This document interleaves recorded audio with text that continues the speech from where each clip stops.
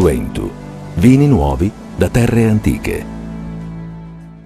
Richiedi al tuo negoziante di fiducia i prodotti del mercato agroalimentare della Sardegna.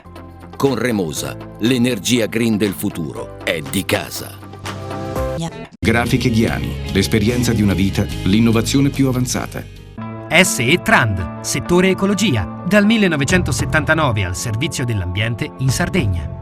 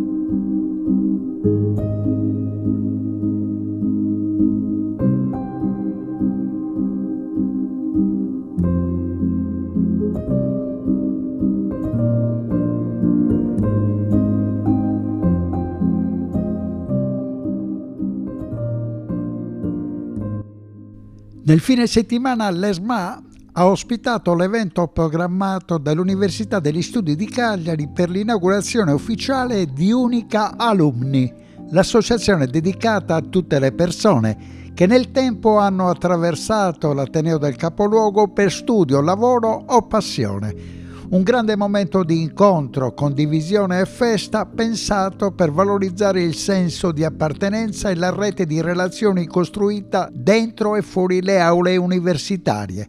L'evento gratuito è stato aperto al pubblico, ha proposto un programma articolato tra stand delle facoltà, incontri con alunne e alunni, musica e interventi artistici. Sin dal pomeriggio è stato possibile visitare gli spazi espositivi e la mostra Unica tra passato e futuro, un racconto visivo della storia dell'Ateneo e delle sue trasformazioni. Il clou dell'evento è stato la cerimonia di consegna del premio Lumina, riconoscimento assegnato per la prima volta dall'Università di Cagliari a una figura che con la propria carriera e il proprio esempio ha contribuito a dare prestigio e visibilità all'Ateneo. Il premio 2025 è andato al rettore emerito ingegner Pasquale Mistretta, al vertice dell'Ateneo Cagliaritano per 20 anni consecutivi, dal 1991 al 2009. A seguire spazio al talk Da Unica al Futuro, storie di successo nel mondo, durante il quale ex studentesse ed ex studenti con percorsi internazionali, ricercatori, ingegneri, manager, diplomatici, giornalisti hanno raccontato esperienze, sfide e traguardi che hanno affrontato e vissuto anche grazie alla loro esperienza tra i banchi dell'Università di Cagliari. Un tempo erano chiamati Maiolus per la loro necessità di dover svolgere dei lavori umili e tornare al proprio paese nel mese di maggio per appunto trovare il denaro per poter frequentare gli studi nell'Università di Cagliari. Oggi l'Università di Cagliari cambia pelle, è più prossima allo studente. Una delle iniziative più evocative è quello di fare community. Nasce così oggi l'associazione Unica Alumni, che raduna tutti i laureati dell'Università di Cagliari che hanno desiderio di fare rete, di ricordare e soprattutto di ricordare come hanno lasciato il segno. In merito l'accesso libero alla facoltà di medicina, lei è un medico, che scenari vede, che situazioni si prospettano soprattutto per quanto riguarda la sanità sarda e la penuria di medici?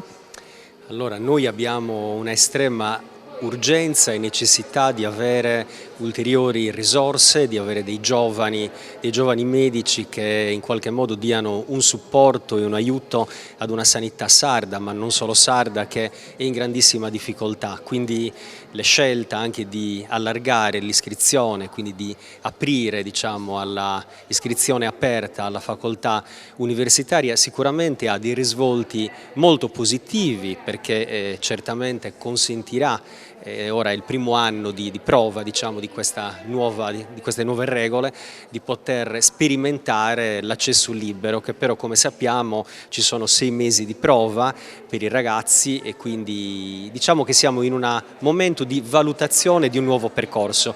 Io mi limito a dire che c'è veramente una esigenza molto forte di avere dei medici sul territorio, di avere dei medici preparati, e l'Università di Cagliari, che oggi festeggia in qualche modo gli ex studenti e gli alunni ed è un giorno molto importante, può essere sicuramente di stimolo anche per il futuro. Sicuramente, come dicevo, la sanità e la medicina ha necessità di nuove risorse e i ragazzi sono appassionati e vogliono iscriversi in medicina, quindi dobbiamo creare le condizioni, ed questo era un po' il limite della mia risposta di prima. Un allargamento come quello previsto quest'anno deve fare comunque i conti con la qualità della formazione e quindi le università devono essere preparate, io dico anche sostenute, perché devono avere poi le strutture, devono avere i docenti che possano preparare, come è successo nel mio caso negli anni 90 e negli anni 2000, avere ancora una facoltà di medicina forte che non produca dei medici nella quantità ma che produca dei medici nella qualità. Abbiamo bisogno di questo. Gramsci diceva questo, che ogni ghianda può aspirare a diventare quercia, però di fatto 999 volte su 1000 diventa pasto per gli animali. Secondo lei, con una buona guida, con un'università che sta cambiando pelle e si sta avvicinando a un nuovo umanesimo, lei pensa possa essere da stimolo ai ragazzi che magari si stanno perdendo? C'è un tasso di dispersione universitaria parecchio importante in Sardegna, cosa ne pensa? Guardi, c'è un tasso di dispersione scolastica, di dispersione universitaria e aggiungo anche un altro fatto: c'è un fenomeno molto spiacevole che è quello del disagio giovanile che cresce. Allora la formazione, l'educazione, la scuola tornano ad essere fondamentali. E approfitto anche di questa occasione per dire che la giunta regionale guidata da Alessandra Todde e quindi la nostra giunta regionale ha veramente puntato tutte le attenzioni sul mondo della scuola e adesso in commissione, in Consiglio regionale, una proposta molto importante che facciamo nostra e che vorremmo condividere con l'intera società sarda, una legge regionale sulla scuola che manca ormai da troppi anni in maniera organica. E ovviamente nei giorni scorsi abbiamo avuto anche delle audizioni con i rettori dell'università, perché deve essere il sistema integrato di educazione che riguarda la scuola, che riguarda l'università, a mettersi insieme e a in qualche modo attuare sia con i provvedimenti legislativi e sia con le linee guida e tutti i progetti che anche la Giunta regionale sta portando avanti, un disegno organico per far crescere i nostri giovani.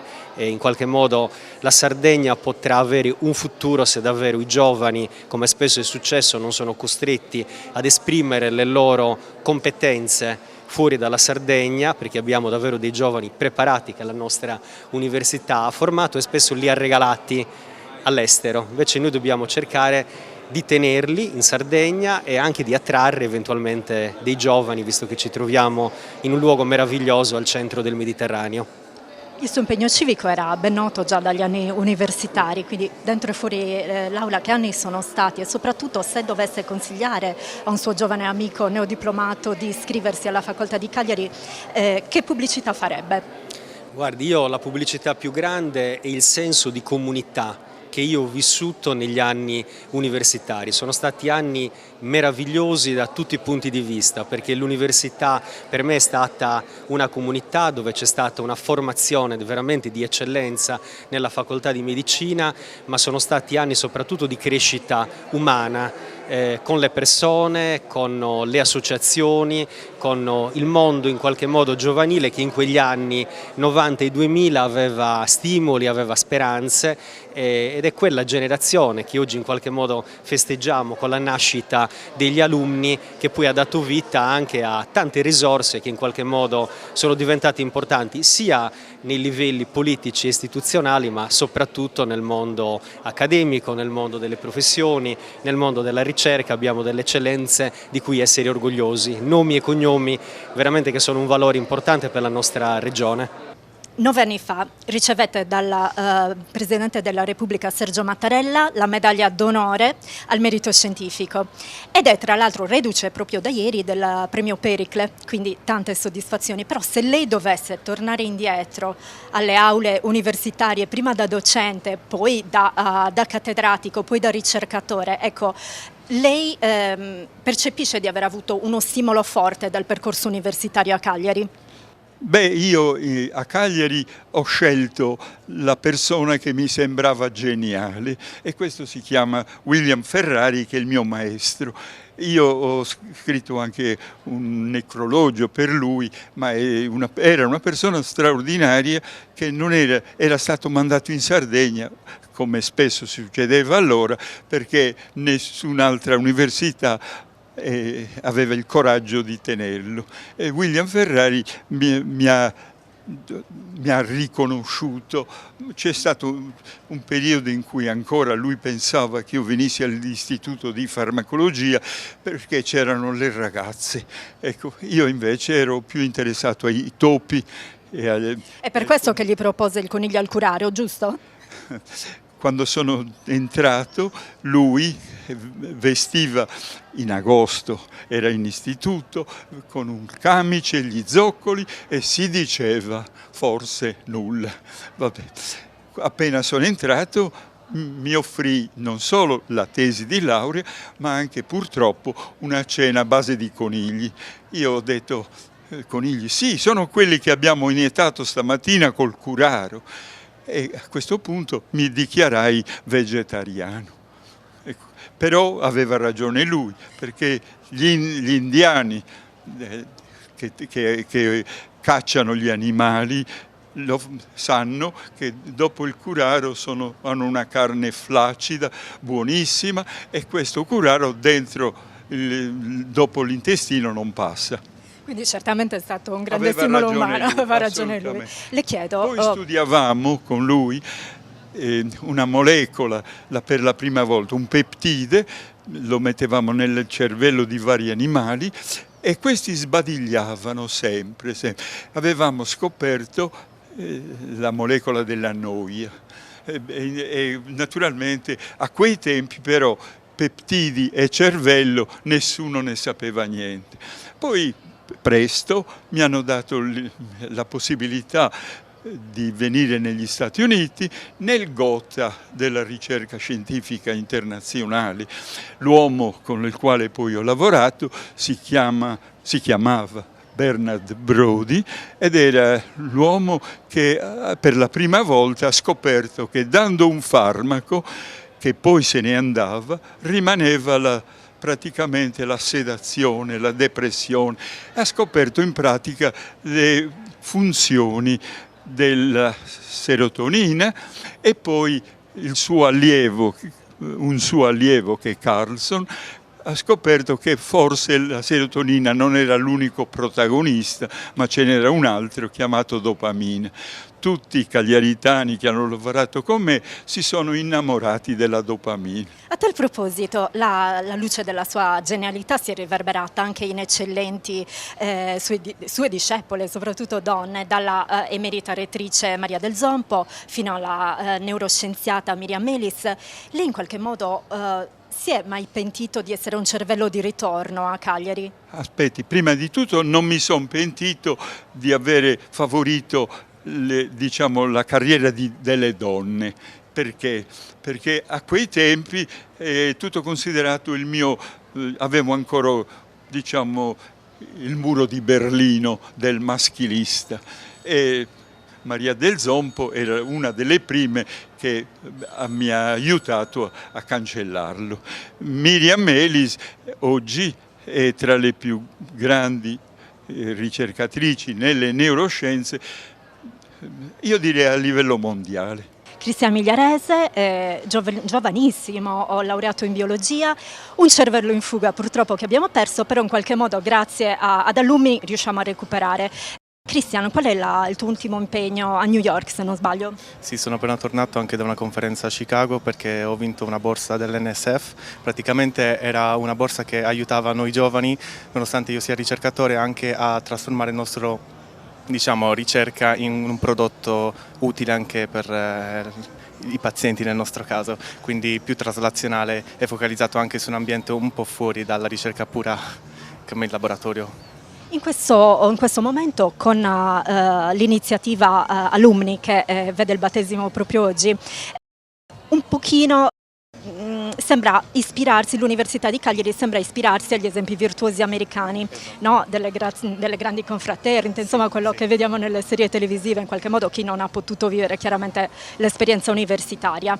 Mi chiedo, secondo te, tu che ne hai esperienza diretta, è solo una forma o si instaurano veramente rapporti significativi nel tempo? Credo che si instaurino veramente rapporti, soprattutto con noi ex studenti, quindi che ci stiamo già facendo un mondo anche più lavorativo. Credo che queste connessioni vadano a creare un networking e contatti con esperti di diverse discipline che si possono sempre rivelare fondamentali anche per una crescita personale oppure per anche collaborazioni, e quindi questo credo che sia molto importante, perché avere anche collaborazioni con un'università, anche con enti esteri come facendo parte noi ragazzi, credo che questo sia un evento fondamentale che debba essere fatto, perché non c'è altrimenti. In un mondo che va veloce le connessioni sono fondamentali, quindi credo che questo sia veramente un primo passo da parte dell'università verso anche una cosa molto più grande. Al netto di una certa dimensione nostalgica, immagino, c'è stato un momento in cui tu ti sia pentito di essere un cervello in fuga? La Sardegna è Sardegna, c'è un amore incondizionato, tornare a casa comunque fa sempre piacere e mi dispiace, nel caso mio la professione che sto andando a inseguire ha diciamo una grandezza estera, quindi sono delle cose che purtroppo per formarmi devo partire, non solo per l'Italia ma anche bisogna spostarsi in generale. Nel mio caso ovviamente la Sardegna mi manca e spero in un futuro di poter tornare con un bagaglio culturale molto più ampio e anche con delle possibili proposte per il nostro territorio. Cristian, che sogni ti ha permesso di approcciare l'Università di Cagliari? Mi ha dato delle basi fondamentali, soprattutto in ambito teorico ma anche pratico, perché l'Università di Cagliari mi dava la possibilità durante la mia triennale di fare delle esperienze in laboratorio, imparare delle tecniche che poi si sono rivelate fondamentali e che tutt'oggi utilizzo anche in laboratorio nella mia ricerca, quindi l'università mi ha formato abbastanza bene, poi ho proseguito con master a Milano, però la base è fondamentale, soprattutto in giovani menti che si stanno affacciando a nuove discipline.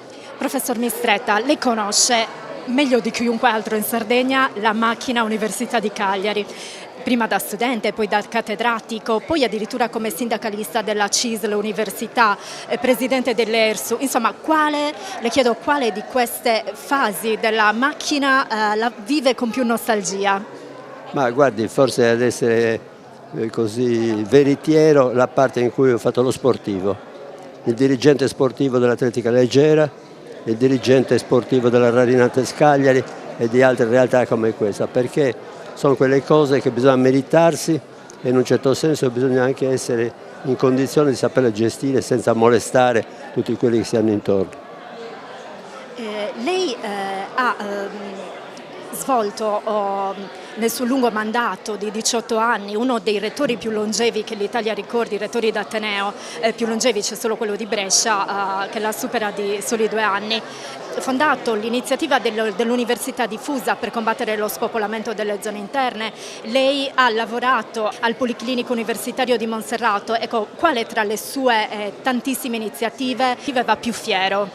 Ma guardi, quella del Monserrato è una realtà che si è concretizzata in dialogo strettissimo e non facile con il Comune di Cagliari, perché la facoltà di medicina con il professor Macciotta all'epoca e il professor Casula ambivano a costruire il Policlinico Universitario dove ci sono i vigili del fuoco in Viale Marconi, cosa che sarebbe stata assurda dal punto di vista dello sviluppo del complesso e dei rapporti con le utenze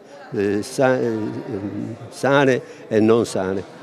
E quindi questo è stato un successo, perché io questo discorso l'ho praticamente costruito insieme ad alcuni colleghi di medicina, di giurisprudenza, sempre di ingegneria e di scienze. L'ho costruito e ci siamo creati una formula di opposizione costruttiva con il Consiglio Comunale di Cagliari, che ha revocato la delibera che aveva preso per poi darci ragione.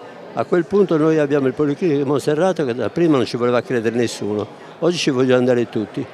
E io ho vissuto anche questo periodo in cui c'era stata una rivoluzione negativa e poi addirittura una voglia di andarci perché si è reso conto che era un'altra struttura. Senta, a proposito di lavori in sinergia, come vede questa metamorfosi dell'Università di Cagliari che diventa sempre più umana? Oggi siamo qui a celebrare una rete, i laureati di ogni tempo che hanno lasciato il segno a Cagliari si riuniscono per celebrare l'orgoglio dell'Università di Cagliari. Secondo lei che prospettive, che scenari aprirà questa nuova coscienza di corpo? Ma io colgo lo spunto da ciò che sta succedendo negli Stati Uniti tra Trump e l'Università di Harvard, dove 1,5 miliardi di dotazione annua che veniva data all'Università di Harvard è stato negato da Trump per la questione della politica interna. Se non interveniamo in questa chiave, che è la chiave della competizione sportiva, sociale, formativa e di scambi culturali, difficilmente possiamo pensare di attrarre studenti e di attrarre laureati, in modo particolare scientificamente preparati, perché per creare un'attrazione scientifica dobbiamo per forza di cose costruire le strutture portanti e dopodiché costruire lentamente, per quanto è necessario, le scuole di formazione che possono richiamare i ricercatori dall'esterno. Un'ultimissima domanda, qual è la peculiarità, il valore aggiunto dell'Università di Cagliari? Ma il valore aggiunto è che siamo in un'isola e se lo sappiamo sfruttare è certamente un valore aggiunto, anche perché sa di terra un po' ancora vergine. Da un altro punto di vista abbiamo dell'handicap dei trasporti, delle tariffe che sono altissime, che non invogliano neanche a fare tentativi così sperimentali, perché possono venire i ricercatori qui, senza quello che ho detto prima. Molte grazie professore, grazie di cuore anche per la concentrazione con tutto questo baccano, grazie.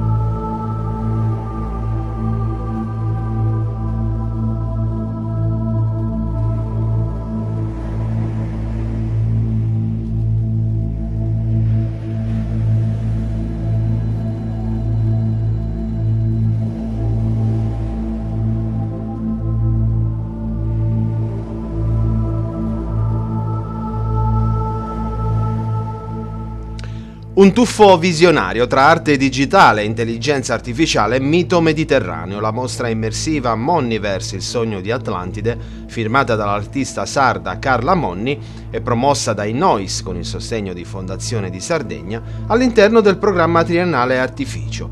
L'esposizione è composta da 8 ambienti video generati dall'intelligenza artificiale, che trasportano il visitatore in un mondo sommerso, sospeso tra futuro e leggenda.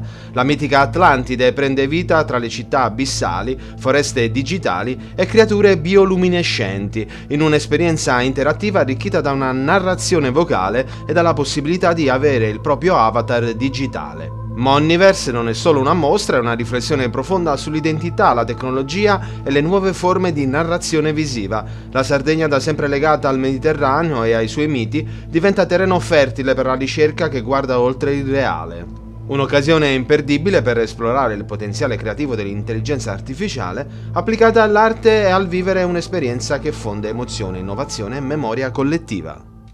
Il Monniverse nasce come un progetto collaborativo nelle acque del Web3. Diciamo che questo modo di interagire attraverso lo storytelling, appunto aquapunk, che abbiamo utilizzato, si è sviluppato in quello che ora adesso Monniverse, un Disney 2.0, con un forte amore verso la Sardegna. I personaggi sono tutti realizzati con intelligenza artificiale e hanno un'anima sarda. Esattamente, utilizziamo l'intelligenza artificiale per creare una mente collettiva all'interno del Monniverse, affinché l'audience non rimanga solo audience ma possa essere anche creativo e creatore all'interno del Monniverse. Quindi in poche parole la nostra intelligenza artificiale è una sorta di cervello collettivo. democratizzando anche l'industria dell'animazione, semplicemente tagliando i costi drasticamente di produzione. Chi verrà a visitare questa mostra, questa performance, cosa si deve aspettare? Si deve aspettare un mondo acquatico, una nuova lettura della cultura sarda, della mitologia protonuragica e un bambino interiore che si spera venga fuori. Carla, come nasce questa idea del Monniverse? Il Monniverse nasce come un'evoluzione, è stato quasi letteralmente un bambino in grembo, perché ha visto tante sfaccettature durante questi 3 anni, diciamo, in cui il concetto è nato.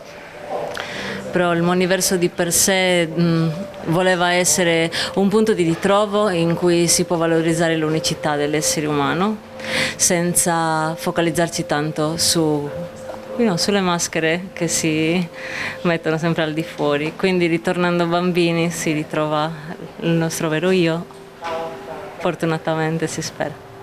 Credo che sia una grandissima occasione, di nuovo la terza mostra di artificio qua da Opificio, questa volta in un universo, siamo sott'acqua, siamo in un richiamo di Atlantide e l'AI è protagonista e Carla Monni ne è chiaro esempio, dove la sua visione prende vita in questi personaggi interamente realizzati con l'AI ed è un grande traguardo e per noi il culmine di un percorso ormai di 1 anno con artificio.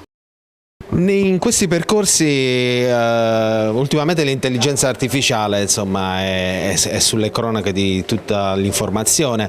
Vedere una mostra, possiamo definirla così, del genere, un impianto del genere dà una serenità veramente incredibile. L'arte, come in qualsiasi forma, sia essa tecnologia o sia in questo caso intelligenza artificiale, deve smuovere sensazioni, emozioni e che questa ispiri la calma significa che probabilmente per noi in Sardegna, la nostra Atlantide, che venga richiamata con questi valori è un grande orgoglio. Quindi l'AI diventa uno strumento fondamentale per la visione dell'artista che interpreta questo suo mondo e vuole trasmettere al visitatore queste sensazioni. Quindi abbiamo i giganti di Monteprama, abbiamo il Golfo di Cagliari, abbiamo tantissime citazioni che rivivono interamente all'interno di queste animazioni e l'AI le interpreta grazie alla visione dell'artista in un modo innovativo e queste sono per noi le emozioni più belle e importanti. Terza mostra qui a Opificio Innova, l'intelligenza artificiale protagonista veramente in un'atmosfera magica, possiamo dire così. Siamo passati da Johnny con il materico a interrogare l'intelligenza artificiale, adesso siamo ad Atlantide. Sì, bellissimo, un'atmosfera veramente magica. Per concludere un ciclo, se vogliamo, no? Che sono questi 3 momenti di arte e tecnologia messa insieme. Noi lavoriamo su tanti fronti, sull'innovazione tecnologica, in Nois, la nostra piattaforma per l'innovazione. Devo dire che questo progetto si unisce molto bene le altre cose che facciamo mettendo insieme l'innovazione, nuovi artisti, nuove idee, modalità di esprimere l'arte, molti giovani che sono interessati a vedere queste nuove modalità di fruizione dell'arte. Devo dire oggi sono molto contento, si chiude in qualche modo un ciclo con l'inizio di questa mostra e credo che per noi sia stata una bellissima esperienza, credo anche per tutti coloro che hanno partecipato ai diversi momenti. Possiamo dire che avete sfruttato l'intelligenza artificiale, usato in modo convenevole per quanto riguarda l'arte, quindi l'intelligenza artificiale ultimamente crea dei dubbi a 360 gradi, no? Abbiamo partecipato come Telesardegna a tanti incontri, tanti convegni, però applicati in questi eventi che voi avete fatto, questa intelligenza artificiale sembra un grande vantaggio per l'uomo. Ma è un tema enorme sul quale ci stiamo tutti cimentando. Noi con questo progetto volevamo sperimentare e far vedere una delle declinazioni. Personalmente io sono sostanzialmente convinto che nel suo complesso ci siano l'utilizzo di queste tecnologie dia e darà grandi benefici. È chiaro che tutte le transizioni sono complesse, ci sono paure, ci sono cambiamenti che non tutti sono pronti ad abbracciare, ma il modo con cui lo abbiamo affrontato in questo specifico progetto credo sia molto molto interessante, brillante e faccia anche riflettere. Se pensiamo ai Gods of the New Age, no? Quello che con cui abbiamo iniziato, quindi questa tecnologia che è allo stesso tempo uno strumento ma è anche un elemento di cambiamento non sempre facile e, perché no, in qualche caso anche pericoloso.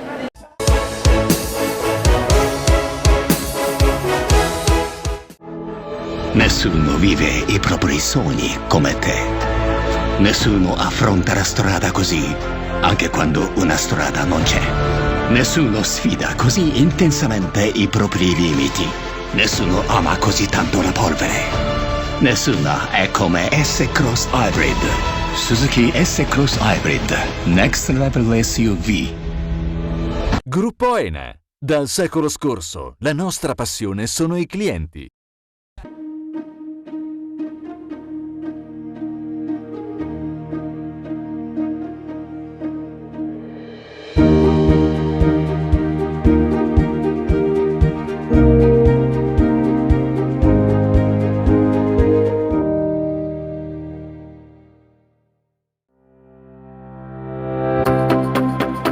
Remosa, in attività in Sardegna dal 1955. Oggi è leader nazionale nello sviluppo del progetto Idrogeno Verde. Con Remosa, l'energia green del futuro è di casa. Fai impresa, la fai bene, meriti credito. Non c'è solo il credito bancario. Con i mini bond e le cambiali finanziarie coperti dal fondo di garanzia, i tuoi progetti trovano nuovi investitori che credono in te. Contatta Spheres. Ogni giorno selezioniamo con cura il nostro raccolto. Il meglio del territorio. Da sempre, garanzia di qualità. Ma è proprio quando le luci si accendono e il mercato si anima che tutto prende vita. Dalla terra alla tavola in meno di 12 ore. Frutta e verdura dal sapore autentico, come in un mosaico di freschezza e genuinità. E per chi apprezza i sapori esotici, un'ampia scelta di frutti tropicali selezionati.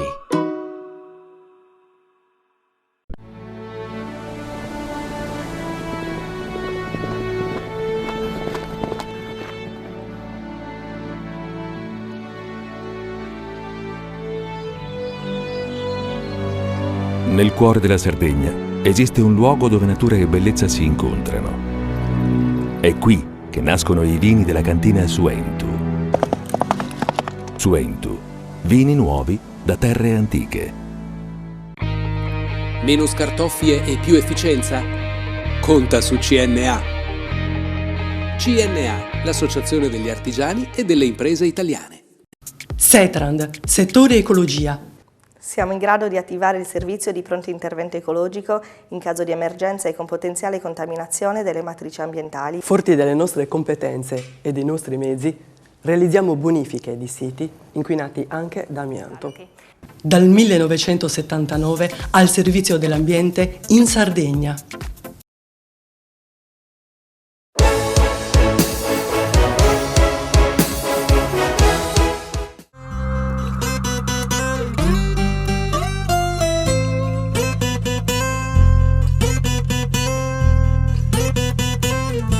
L'amor me quema, la musica suena, la noce de cristallo sbellezza il Un tempio del gusto con il Festival Cagliari International Wine and Food organizzato dall'associazione APS Promo Eventi guidata da Mario Bonamici. 2 giornate intense tra degustazioni, masterclass e incontri sul futuro del vino e del cibo in Sardegna. Uno dei protagonisti, il menù bio, presentato durante il seminario inaugurale Territori e prodotti locali, opportunità per una ristorazione consapevole. Per Andrea Campurra, presidente del distretto Sardegna Bio, il menù rappresenta un esempio virtuoso di cucina sostenibile e identitaria, capace di esaltare ingredienti locali, stagionali e biologici. Il messaggio è stato chiaro: il futuro della ristorazione passa dal rispetto per la terra, dalla qualità delle produzioni bio e dalla cultura del cibo che unisce gusto, salute e identità.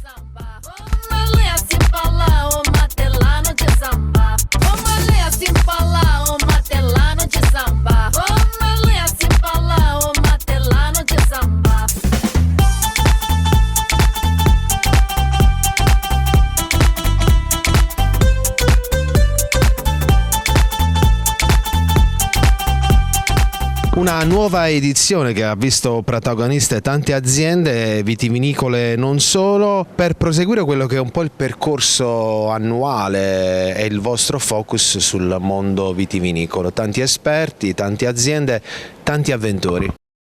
Sì, è stata una bellissima manifestazione per questa non edizione del Cagliari International Wine Food Festival. Direi che siamo soddisfatti di quello che è stato il risultato, è stata molto partecipata da tutte le fasce di età e questo per noi è molto importante perché il vino sta vivendo chiaramente un momento di flessione, quindi per noi cercare di tenere un po' le file serrate per quanto riguarda la promozione delle aziende è molto importante. Un format come il vostro permette di rendere fruibile sia il prodotto ma anche il servizio, che non è una cosa scontata, visto anche gli ultimi eventi su quello che globalmente è il mondo del vino, no? Si parla un po' dei dealcolati, un po' la moda dei wine lover, voi riuscite ormai da anni a portare avanti comunque un'identità sarda. Allora, al nostro evento non era presente nessuna azienda produttrice di vino dealcolato, siamo tutti un po', come dire, in attesa di capire quelli che saranno gli sviluppi del mercato. Personalmente ritengo che il vino dealcolato non sia vino, però questa è la mia personale opinione, però il mercato, come sappiamo, ha delle regole un po' strambe, quindi tutti i produttori cercano di parare il colpo seguendo quello che è un po' il momento di flessione. Okay? Diciamo che i consumi dei vini rossi sono un po' abbassati, questo percentualmente in tutto il mondo, molto bene i bianchi e le bollicine, la tendenza è stata quella anche ad assaggiare voi anche il momento dell'anno, perché chiaramente d'estate bollicine e bianchi vanno per la maggiore. Cosa le piacerebbe aggiungere a questo format che è già così affascinante? Noi chiaramente in queste nuove edizioni abbiamo provato un po' tutti i format, okay? Diciamo che quello che interessa di più alle aziende ovviamente è quello di avere la possibilità di interagire con operatori del settore. Gli operatori del settore nel fine settimana lavorano e quindi non hanno la possibilità di attendere al nostro evento, quindi dobbiamo trovare un modo, una modalità per cercare di mettere tutti d'accordo. Per quanto riguarda invece la partecipazione del pubblico, ovviamente il weekend è sempre l'ideale, però anche destagionalizzare è una cosa molto importante per quanto riguarda il panorama di eventi che si sovrappongono durante la bella stagione. Ecco. Cosa dobbiamo aspettarci per la 10ª edizione e soprattutto per gli altri eventi collaterali che voi sviluppate sempre? Collaborazioni che sono state messe in essere con Coldiretti in Campagna Mita, soprattutto il distretto Sardegna Bio, però c'era anche il distretto di Sant'Isidoro che è venuto in grande spolvero a promuovere i propri produttori e i propri prodotti. Si amplieranno queste collaborazioni, ovviamente noi non organizziamo solamente il Cagliari International Wine Food Festival, ma organizziamo anche il concorso nazionale e internazionale del Vermentino. Il prossimo anno sarà appunto internazionale e ci sarà un bel da fare. Speriamo che le cose possano in qualche modo spalleggiarsi e essere complementari in modo da rendere ancora più partecipata e nutrita l'offerta.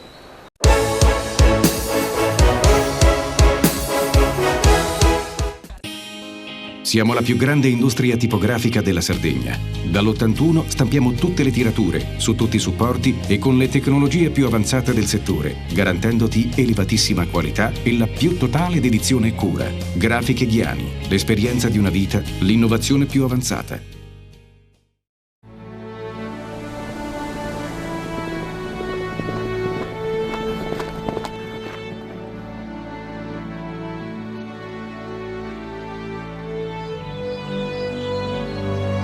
Nel cuore della Sardegna esiste un luogo dove natura e bellezza si incontrano. È qui che nascono i vini della cantina Suentu. Suentu, vini nuovi da terre antiche. Nessuno lotta per la tua impresa? Conta su CNA. CNA, l'associazione degli artigiani e delle imprese italiane. Remosa, in attività in Sardegna dal 1955. Oggi è leader nazionale nello sviluppo del progetto Idrogeno Verde. Con Remosa, l'energia green del futuro è di casa. Fai impresa, la fai bene, meriti credito. Le garanzie diventano importanti. Il fondo di garanzia agevola il tuo accesso al credito. Se una banca ti presta denaro, hai garanzia a prima richiesta. Se ottieni 100, la garanzia copre fino a 80. La maggior parte delle garanzie è gratis. I dettagli sul sito sfirso.it.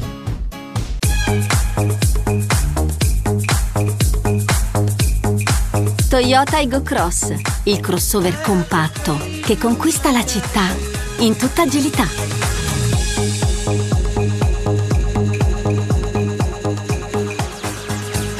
Resta connesso al tuo stile con Toyota Aygo Cross. Gruppo ENA. Dal secolo scorso, la nostra passione sono i clienti.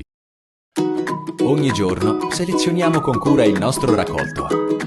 Il meglio del territorio. Da sempre, garanzia di qualità. Ma è proprio quando le luci si accendono e il mercato si anima che tutto prende vita. Dalla terra alla tavola in meno di 12 ore. Frutta e verdura dal sapore autentico, come in un mosaico di freschezza e genuinità. E per chi apprezza i sapori esotici, un'ampia scelta di frutti tropicali selezionati.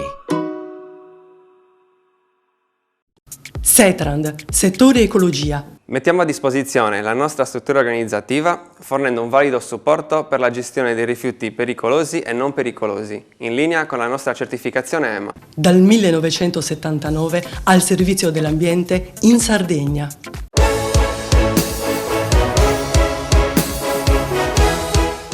Valerio, la Gallura mette a correre, ha nuove possibilità di essere ancora più intrigante nei mercati del turismo, dell'ospitalità e dell'accoglienza a livello internazionale. Abbiamo raccolto alcune voci ad Arzachena e nei dintorni. Eccole.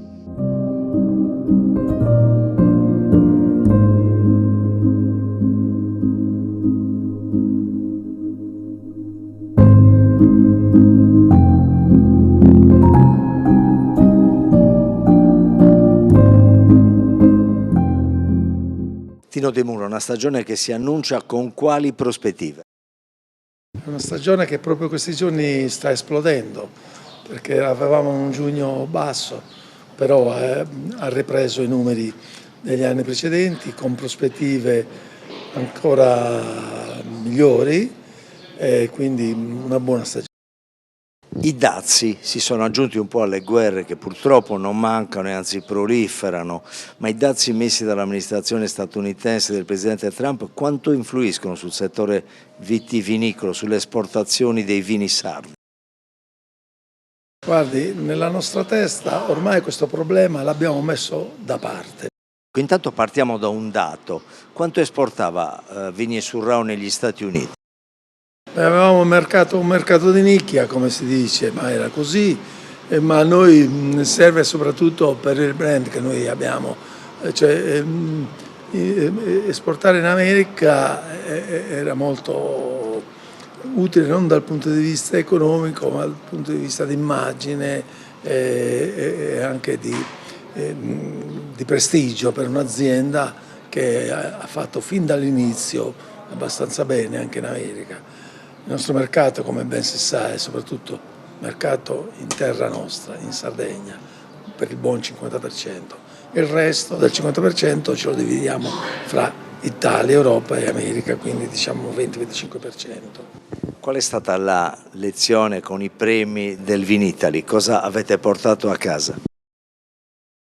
Beh, intanto sulla questione dei premi è un termometro l'azienda, evidentemente la qualità si misura anche attraverso il giudizio di certe giurie ovviamente serie, perché c'è un po' di tutto nel nostro mondo, nel mondo del vino, quindi noi seguiamo i concorsi tradizionali, quelli di un certo prestigio, tipo Vinitaly, Gambero Rosso e quant'altro, che noi siamo sempre presenti a buon titolo. Quali sono le novità che vi portano verso la prossima vendemmia? Ci sono vitigni nuovi, vi aspettate particolari e piacevoli sorprese? Ma noi siamo terra di Vermentino di Gallura, è l'unica DOCG presente in Sardegna e quindi su questo noi ce la curiamo amorevolmente. Tant'è che da quest'anno abbiamo in cantiere un nuovo prodotto, sempre dal Vermentino di Gallura, di un certo pregio. Ne parleremo alla prossima puntata. Un'ultima cosa, le vicissitudini legate all'amministrazione regionale con questa ipotesi di decadenza della Presidente Todde spaventano il mercato, gli operatori, gli imprenditori. Come l'ha preso il gruppo Sardares Vignes Surrao? Ma un evento del genere indebolisce la politica in generale. e quindi indebolisce la guida regionale, chiunque essa sia. Se l'obiettivo era quello di fiaccare sul nascere un'amministrazione che doveva in qualche misura riprendere a marciare per una Sardegna che ha bisogno di una programmazione politica costante, lunga e duratura nel tempo, ecco questo episodio, qualunque esso sia stato il motivo, ha fiaccato questa iniziativa. Spero che si ricominci a partire con un certo entusiasmo e con un certo interesse, perché ne va dell'economia della Sardegna e del popolo sardo.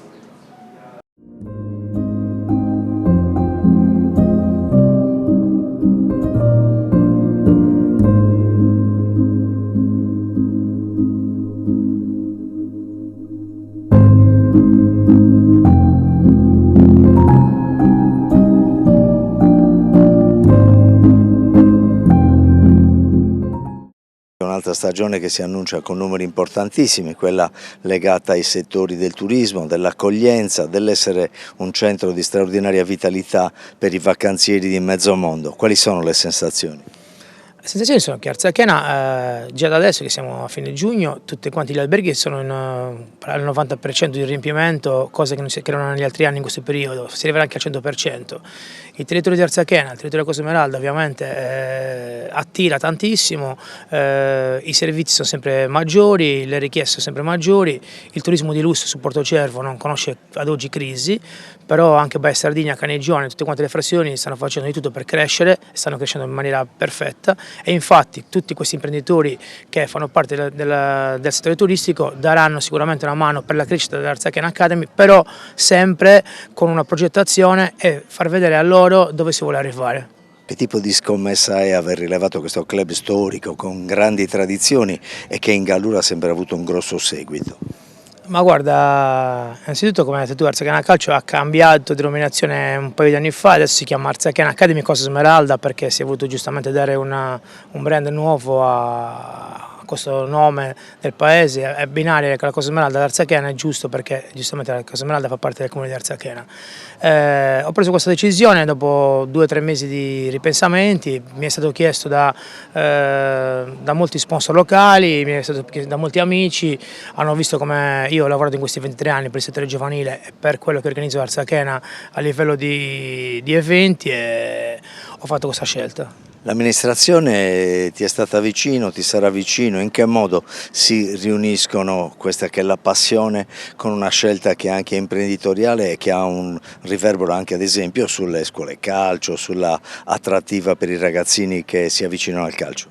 L'amministrazione comunale, con in testa il sindaco Roberto Lagneda, è sempre stata vicina all'Arzachena Academy negli anni passati e sicuramente da oggi in poi lo sarà ancora di più. Ovviamente la mia mission principale è quella di valorizzare al massimo il settore giovanile e il vivaio dei prodotti locali. La mia capacità più che altro a livello imprenditoriale sportivo di abbinare il settore giovanile a una prima squadra sarà quello che dovrà fare la differenza per poter portare più giovani del paese, del vivaio, a esordire nella prima squadra. L'amministrazione, ripeto, è sempre presente, adesso a settembre farà anche il campo sintetico nelle Luigi Recchioni, potenzierà le strutture sportive come da me richiesto e sicuramente non abbandonerà questo progetto che è un progetto sicuramente di 5 anni per poter riportare l'Arzachena dove merita.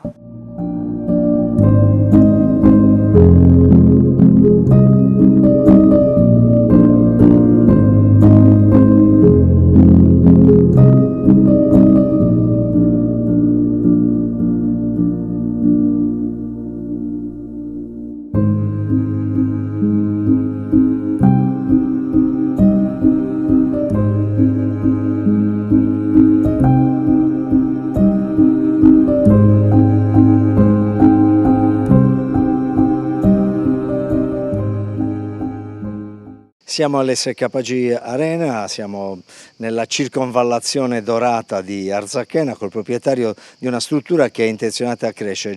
Gianni De Muro, dove andate? Qual è il vostro obiettivo per questa stagione 2025?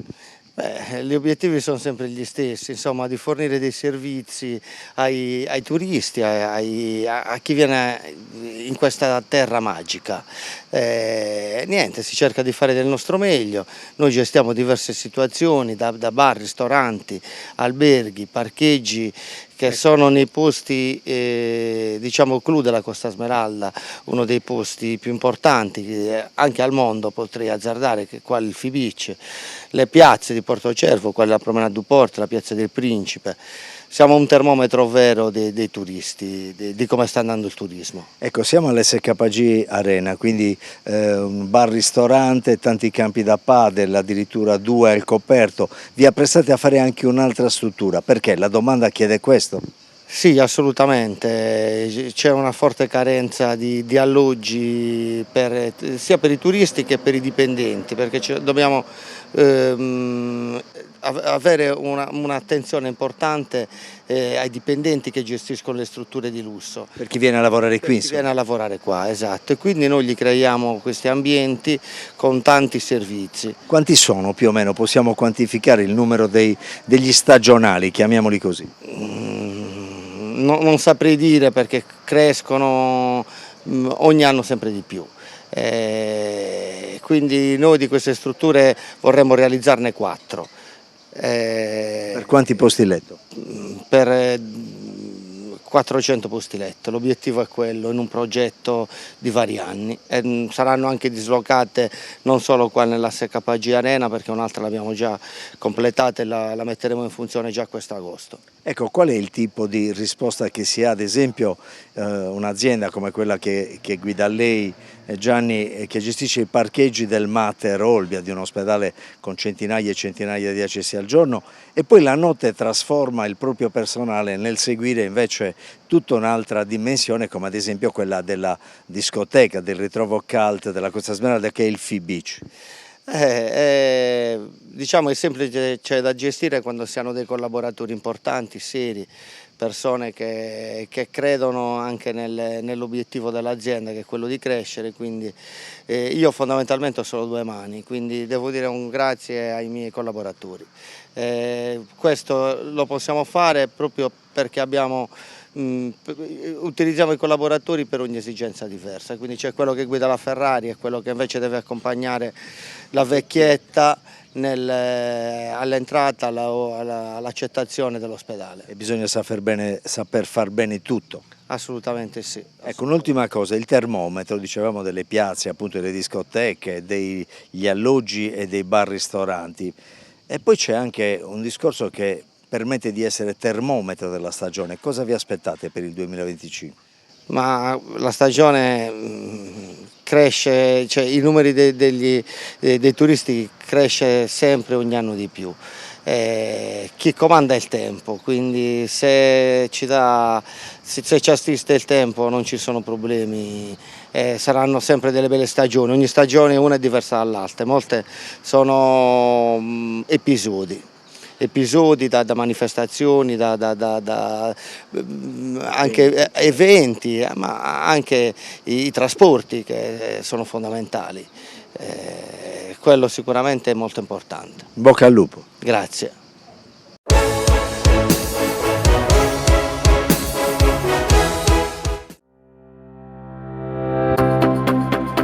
Remosa, in attività in Sardegna dal 1955. Oggi è leader nazionale nello sviluppo del progetto Idrogeno Verde. Con Remosa, l'energia green del futuro è di casa. Ogni giorno selezioniamo con cura il nostro raccolto. Il meglio del territorio, da sempre garanzia di qualità. Ma è proprio quando le luci si accendono e il mercato si anima che tutto prende vita. Dalla terra alla tavola in meno di 12 ore.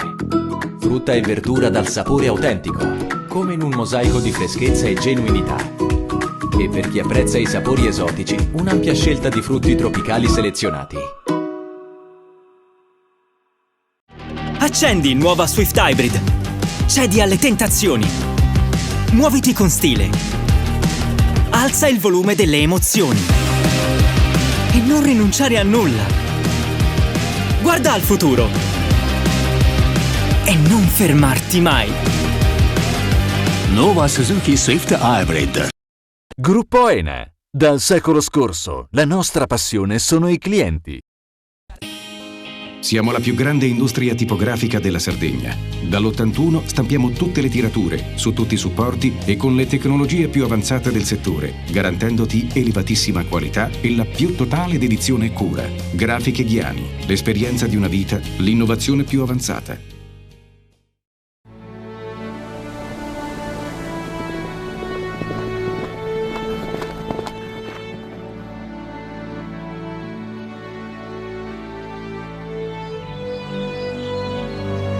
Nel cuore della Sardegna esiste un luogo dove natura e bellezza si incontrano. È qui che nascono i vini della cantina Suentu.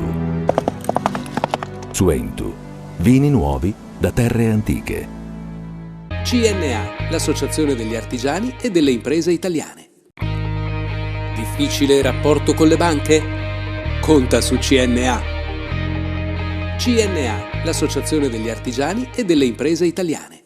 Fai impresa, la fai bene, meriti credito. Le garanzie diventano importanti. Il fondo di garanzia agevola il tuo accesso al credito. Se una banca ti presta denaro, hai garanzia a prima richiesta. Se ottieni 100, la garanzia copre fino a 80. La maggior parte delle garanzie è gratis. I dettagli sul sito sfirso.it. Setrand, settore ecologia. Mettiamo a disposizione la nostra struttura organizzativa fornendo un valido supporto per la gestione dei rifiuti pericolosi e non pericolosi, in linea con la nostra certificazione EMA. Dal 1979 al servizio dell'ambiente in Sardegna.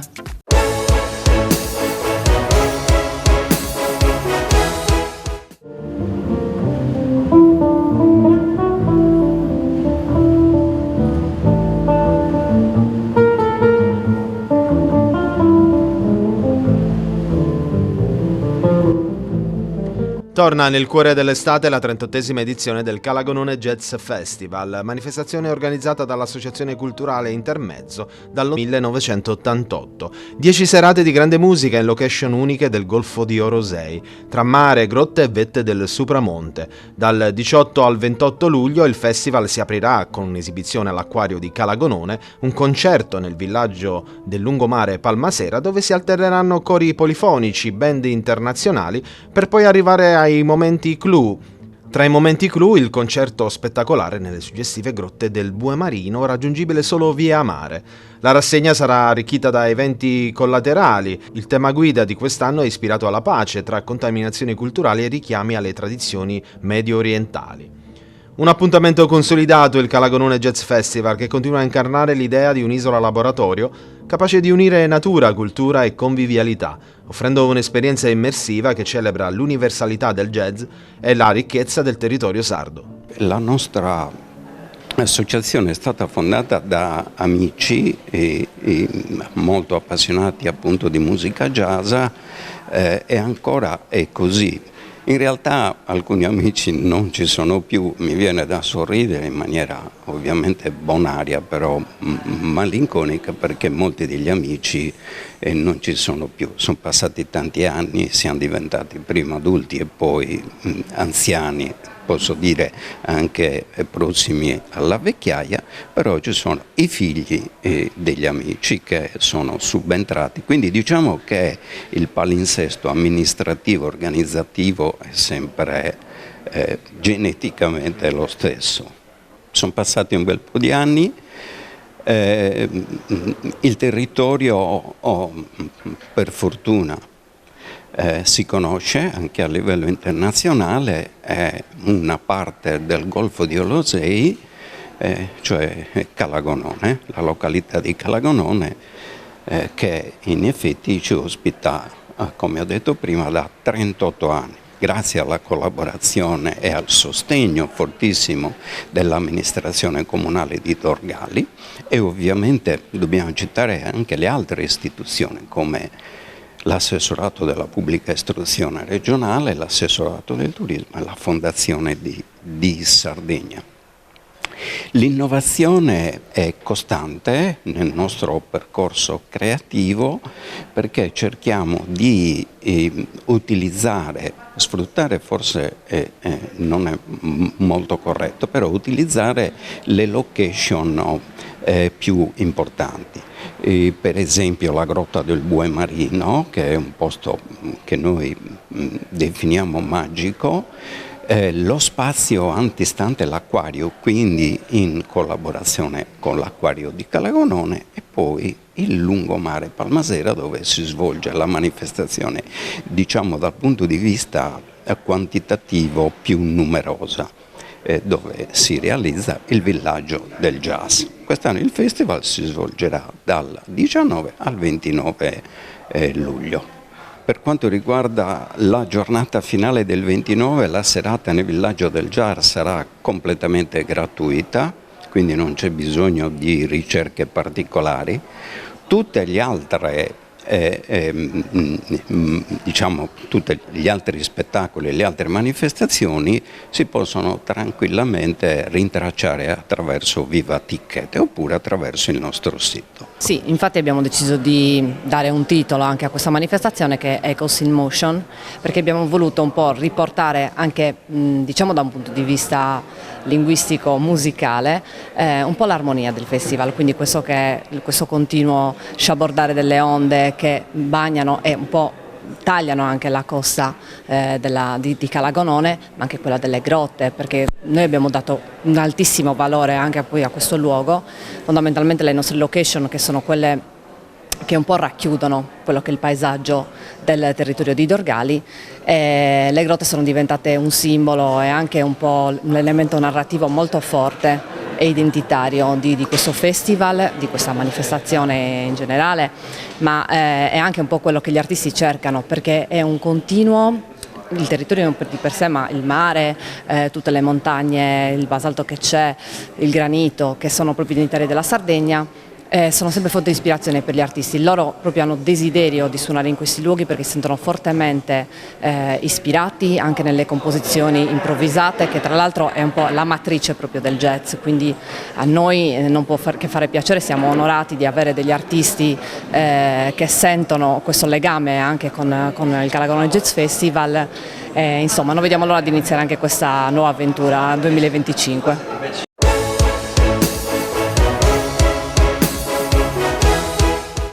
We've come a long, long way together, through the hard times and the good.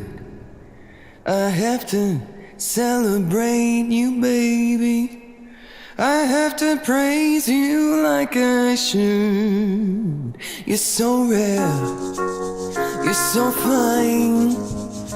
I'm so glad that you're mine. Gruppo Ena. Dal secolo scorso, la nostra passione sono i clienti.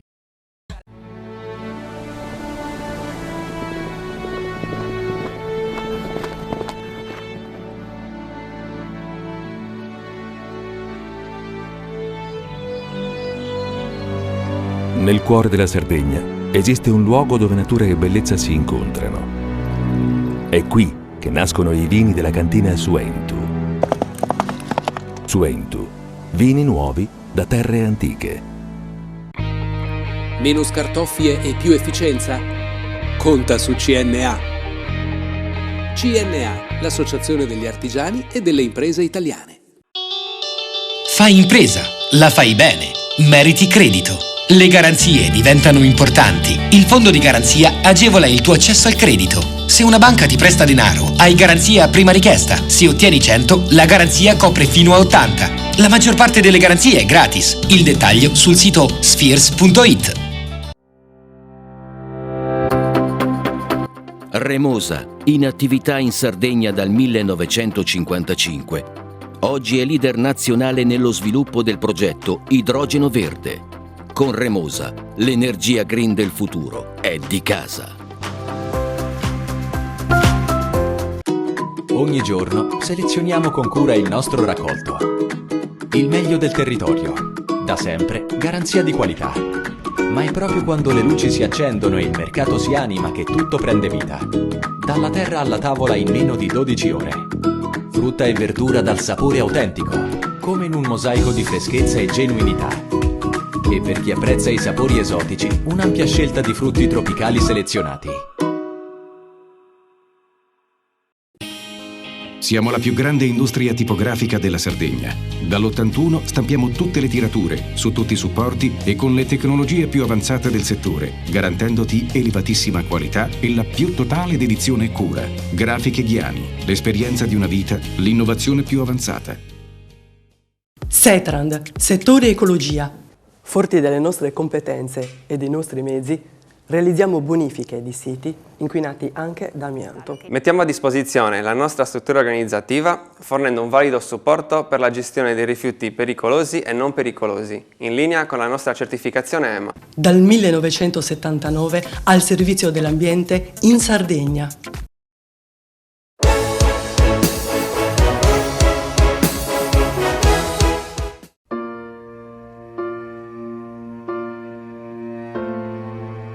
È stato un fine settimana con molte novità per la Giunta regionale, dalla legge che fa riferimento alla siccità e alla crisi idrica all'atteso sostegno al settore artigiano, per chiudere con il parere positivo della Corte dei Conti sul bilancio regionale 2024.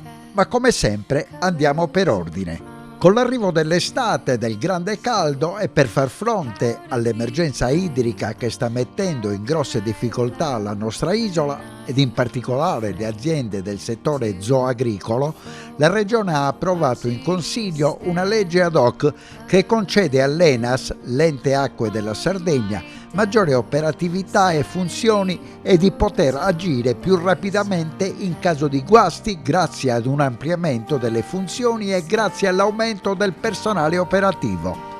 Attualmente ENAS ha 238 dipendenti su un fabbisogno teorico di 326. Il personale in alcune zone è operativo con solo 3 operai per 150 km di condotta.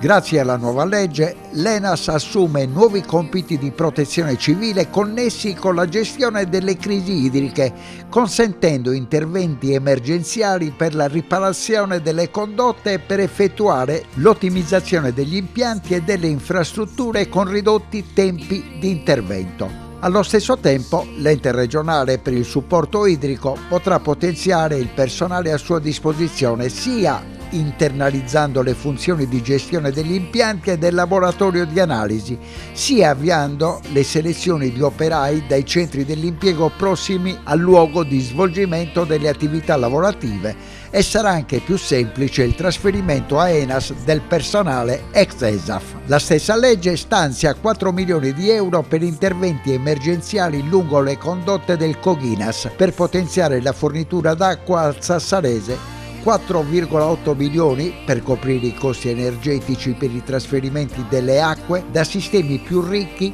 a quelli più carenti e 2,8 milioni annui per un fondo che servirà a fronteggiare le rotture improvvise e impreviste nella sua rete idrica. A fine maggio l'assessore ai lavori pubblici Antonio Piu aveva promesso un'azione incisiva con misure urgenti in tutte le zone colpite dalla siccità, soprattutto in quei territori dove la carenza di risorsa idrica stava provocando maggiori criticità, impegnandosi a presentare in giunta un disegno di legge straordinario urgente per consentire all'Ente Acque della Sardegna, attraverso l'attribuzione di ulteriori funzioni in ambito di protezione civile, di impiegare immediatamente risorse finalizzate a garantire la sostenibilità idrica in vista della stagione estiva. In questa prospettiva, il lavoro che l'assessore ha portato avanti con la cabina di regia della crisi idrica ha consentito di porre un rimedio al contingente e programmare per il futuro una serie di interventi e lavori che oggi diversamente non si potrebbero fare in tutto il territorio regionale. Per raggiungere l'obiettivo in 40 giorni è stata fondamentale la collaborazione dell'intero Consiglio regionale, per poter mettere in campo in tempi brevissimi tutto l'impegno necessario. La legge parte con la necessità di far sì che Enas possa crescere sempre di più e avere un ruolo strategico per quanto riguarda il ruolo dell'acqua nel multisettoriale, ma non solo. In Sardegna abbiamo una criticità che è quella di una eccessiva frammentazione per quanto riguarda la gestione del bene acqua. Attraverso queste funzioni aggiuntive Enas sicuramente avrà un braccio operativo attraverso funzioni di protezione civile molto più immediate, maggior numero di personale e quindi capacità di monitorare le condotte, ma soprattutto di poter gestire le urgenze in maniera molto più efficiente e rapida, quindi una norma necessaria che ci consentirà poi anche di mettere la parola fine rispetto a tanti dipendenti ex ESAF che attendono da tempo l'inserimento dentro l'organico di Enas.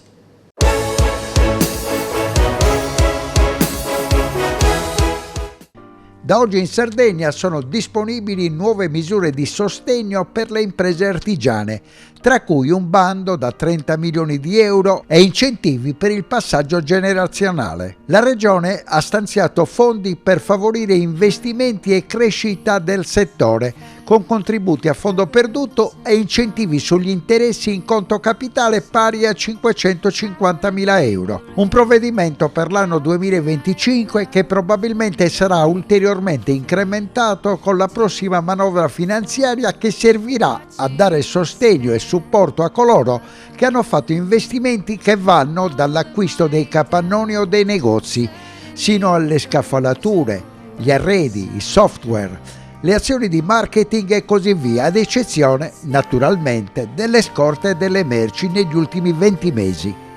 Quindi un finanziamento concreto che va a coprire sino al 40% delle somme spese e sino ad un massimo di 300.000 euro, che è il massimale dei minimi. In base alle richieste pervenute negli uffici dell'assessorato regionale competente, negli anni scorsi si ipotizza di poter dare una risposta positiva a circa 1.500 imprese artigianali della Sardegna. L'intervento arriva in un momento particolare per il comparto, che fa registrare, così come il turismo, numeri in costante crescita, con oltre 30.000 aziende che danno lavoro a più di 70.000 sardi e con un contributo all'economia della nostra regione pari a 2,5 miliardi di euro, con un'incidenza sul prodotto interno lordo della Sardegna pari a circa il 7,5%. Dall'8 luglio via libera la presentazione delle domande online a valere sull'avviso pubblico per la concessione di contributi in conto interessi e in conto capitale a favore delle attività artigianali sulla piattaforma SIPES, il sistema informativo regionale di erogazione e sostegno. Possono accedere ai contributi le imprese del comparto con sede operativa nell'isola. Devono aver effettuato investimenti supportati da un finanziamento o da una locazione finanziaria concesso da banche, confidi, intermediari finanziari, società di leasing, con spese sostenute nell'arco dei 24 mesi precedenti la data di presentazione della domanda. Inoltre, i finanziamenti o locazioni finanziarie devono essere correlati temporalmente all'investimento e avere un importo nominale inferiore al 10% del contributo complessivo, se inferiore o uguale a 50.000 euro e 5.000 negli altri casi. Il contributo è soggetto alla regola del de minimis, secondo la quale il beneficiario non può usufruire nell'arco dei 3 anni precedenti la data di concessione dell'aiuto di un contributo economico complessivo superiore ai 300.000 euro. È probabilmente il più grande investimento mai fatto su questo settore, un bando che ha una dotazione di 30 milioni di euro in conto capitale, 550.000 euro in conto interessi, che probabilmente saranno ulteriormente incrementati con la prossima manovra finanziaria, che servono a dare sostegno e supporto a coloro che hanno fatto investimenti negli ultimi 20 mesi, investimenti di qualunque genere, ad eccezione naturalmente delle scorte e le merci, che vanno dall'acquisto dei capannoni o dei negozi sino alle scaffalature, agli arredi, ai software, alle azioni di marketing e così via.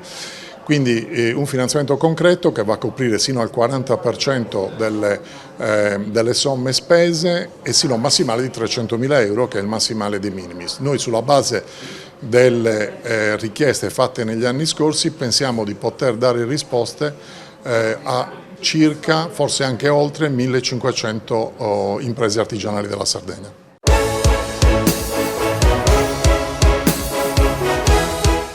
Nel fine settimana la Corte dei Conti di Cagliari ha approvato la parifica del rendiconto generale della Regione Sardegna per l'esercizio 2024. L'equilibrio pareggiato tra entrate e spese è stato pari 10 miliardi e 615 milioni. Per l'esercizio in analisi, il rendiconto regionale è stato promosso nei termini e trasmesso alla Corte, che ha verificato la coerenza tra i documenti contabili, la corrispondenza con i risultati della gestione e la corretta applicazione dei fondi e delle risorse. Il bilancio ha rispettato gli equilibri previsti, i dati risultano attendibili e conformi alle previsioni normative e contabili. In considerazione dell'istruttoria svolta, i magistrati contabili hanno formulato un giudizio di parifica favorevole al rendiconto dello scorso anno.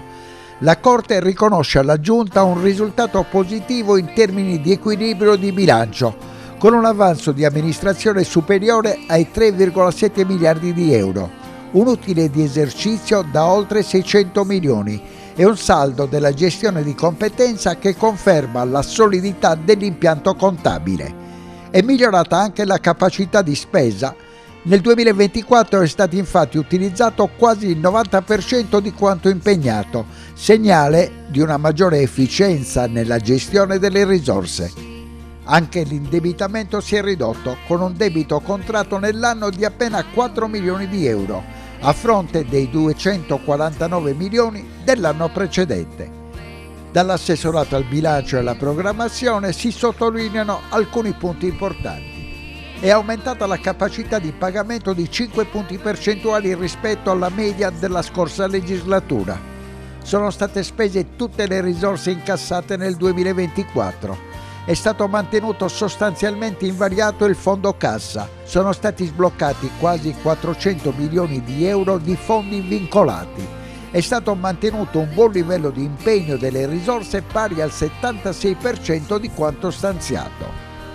Il giudizio positivo della Corte dei Conti permetterà a breve di proporre in Giunta una nuova variazione di bilancio da approvare prima della pausa estiva e consentirà poi a settembre di predisporre la legge di bilancio nei tempi previsti per un'approvazione del Consiglio regionale entro l'anno solare. Ma noi stiamo discutendo e quindi credo a giorni potrà essere portata in Giunta, appunto con l'obiettivo di accelerare, quindi di chiudere possibilmente entro metà agosto. È chiaro che noi ci troviamo ancora risorse libere, è stato detto, comunque c'è un avanzo importante e questo è legato ai meccanismi anche di svincolo della spesa che stiamo pian piano raccogliendo nei diversi mesi e nel tempo, e quindi la cosa importante è non disperdere le finanze. La cosa importante sarà avere misure che vanno a finanziare quelli che sono poi le direttrici identificate anche oggi: trasporti, sanità, infrastrutture, per fare in modo che i cittadini vedano anche e comincino a capire la differenza. Uno dei temi che è stato posto in evidenza è l'istruzione, e credo che anche i test invalsi che sono emersi ieri non ci fanno onore, quindi credo che sia veramente un settore critico su cui anche i nostri investimenti si devono concentrare. La nostra isola ha moltissima strada da fare, si vedono dei segnali di miglioramento, l'hanno detto in maniera molto chiara i referendari, il fatto che la nostra regione abbia aumentato di 5 punti la capacità di pagamento dall'85 all'89%, che abbia aumentato la capacità di spesa dei fondi dal 74 al 76%. Bisogna a questo punto misurare l'efficacia degli investimenti e soprattutto c'è un tema che è stato ricorrente, la programmazione unitaria. Noi dobbiamo migliorare nel fare in modo che le azioni siano uniche e che i fondi debbano servire per finanziare in maniera unitaria queste azioni. Questo credo che sia il monito più importante e anche ciò che è stato detto in maniera chiara anche dalla procuratrice, dalla memoria che ha consegnato. Quindi noi dobbiamo continuare in maniera forte a dare dei segnali di miglioramento sui trasporti, sulla sanità abbiamo ascoltato. Credo che ci si possa dare atto del fatto che avere messo un RUAS per le liste d'attesa, di avere misurato in uno show sul CUP, siano comunque quantomeno dei segnali per dire partiamo da qua, di strada da fare ne abbiamo molta, però ci stiamo anche dotando degli elementi per poter migliorare. Io credo che sia importante davvero pensare che noi ne diamo conto ai cittadini sardi che hanno ascoltato ovviamente anche quello che è l'evidenza di questo contesto e quindi di questa parifica, e quindi sappiano che i fondi non mancano, le risorse non mancano, e quindi ancora di più un monito alla politica e anche a me, alla mia giunta, al Consiglio regionale, a questa maggioranza di essere più efficaci.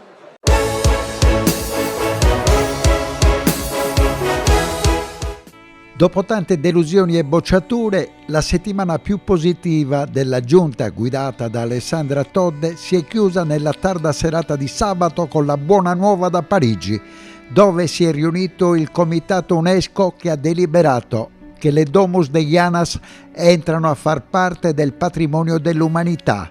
Un decreto internazionale storico per l'iscrizione della Casa delle Fate nella prestigiosa lista mondiale delle eccellenze di Casa UNESCO.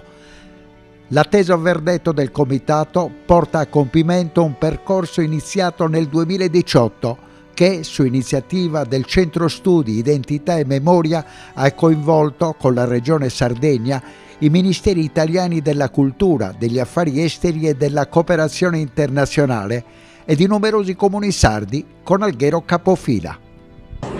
Ieri, prima di partire a Parigi, ho chiesto a tutto il popolo sardo il sostegno per portare a casa questa candidatura delle Domus Deianas come patrimonio dell'UNESCO.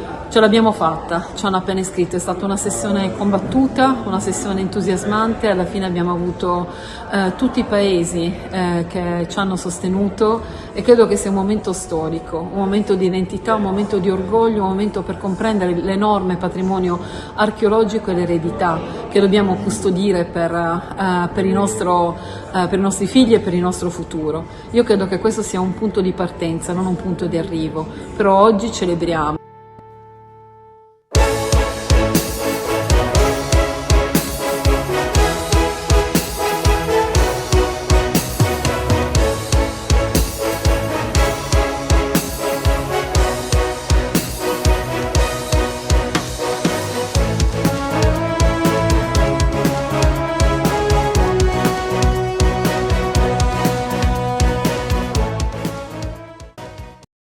In collaborazione con Gruppo ENA. Dal secolo scorso, la nostra passione sono i clienti. Suentu. Vini nuovi da terre antiche. Richiedi al tuo negoziante di fiducia i prodotti del mercato agroalimentare della Sardegna. Con Remosa, l'energia green del futuro è di casa. Grafiche Ghiani, l'esperienza di una vita, l'innovazione più avanzata. SE Trand, settore ecologia, dal 1979 al servizio dell'ambiente in Sardegna.